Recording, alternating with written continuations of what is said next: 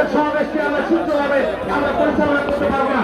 সকলকে রানীগঞ্জ উপজেলা পৌর এবং বারবাজার ইউনিয়নের যে সকল নেতৃবৃন্দ রয়েছে সকলকে আমরা মঞ্চ থেকে নেমে যাওয়ার জন্য অনুরোধ করছি। সকলকে আমরা পর্যায়ক্রমে মঞ্চে ডাকবো, তাদেরকে ডাকবো, তারাই মঞ্চে আসন গ্রহণ করবে।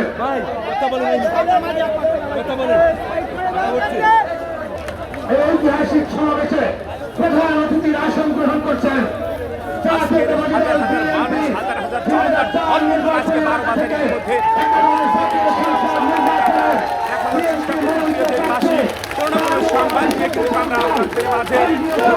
আপনাদের সাথে থাকে ইনশাআল্লাহ। আমরা দেখতে পাচ্ছি বাজারের মাঠ